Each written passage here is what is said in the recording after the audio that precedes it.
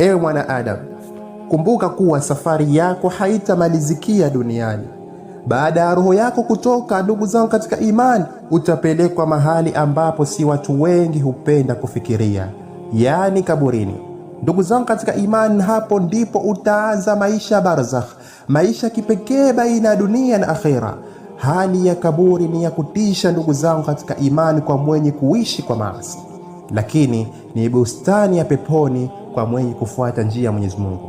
Mtume Muhammad sallallahu alaihi wasallam ametuambia katika hadithi, hakika kaburi ni kituo cha mwanzo katika vituo vya akhera.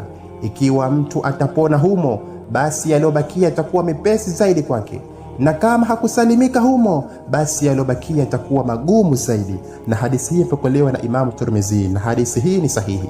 Ndugu zangu katika iman, Allah subhanahu wa ta'ala anatukumbusha katika suratul Ghafir kuhusiana na kaburi. Anatuambia Allah subhanahu wa ta'ala katika sura hii ya 40 aya 46, Allah anasema kwamba moto utawachoma asubuhi na jioni, na siku itakaposimama saa ya kiyama itasemwa, waingizeni watu wa Firauni kwenye adhabu kali zaidi. Ndugu zangu katika imani, aya hii ni dalili kwamba watu wa Firauni wanapata adhabu kabla ya siku ya kiyama, yani kaburini.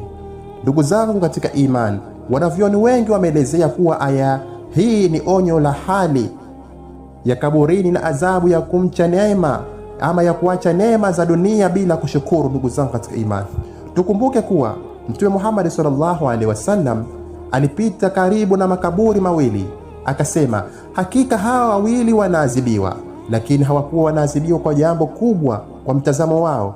Mmoja wao alikuwa hasafishwi vizuri na mkojo wake, na mwingine alikuwa akichochea fitina baina ya watu. Na hadithi hii imepokelewa na Imamu Bukhari pamoja na Imamu Muslim. Pia Mtume sallallahu alaihi wasallam anatukumbusha katika hadithi pia, hadithi ya Bara bin Azib radhi Allah zimshukie juu yake. Mtume alieleza hali ya mtu mwema na mtu mwovu baada ya kufa. Alieleza jinsi malaika wanavyokuja kumuuliza maulizo ya kaburini: nani mola wako? Nini dini yako? Nani nabii wako? Na kwa mwovu hatoweza kujibu. Ndipo adhabu huanza na kaburi humbana hadi mbavu zake zikakutana ama zikakutanika. Na hadithi hii ndugu zangu katika imani, hadithi hii imepokelewa na Imamu Ahmad pamoja na Imamu Abu Daudi pamoja na Imamu Abu Daudi kama nilivyotaja, lakini tukutambue kwamba hadithi hii ni sahihi kwa Albani. Ndugu zangu katika imani, Mtume sallallahu alaihi wasallam alikuwa akiomba sana dua, akiomba dua sana ya kuepushwa na adhabu za kaburi. Kulithibitisha hilo tunaambiwa katika hadithi pale Mtume alivyoomba, ewe Allah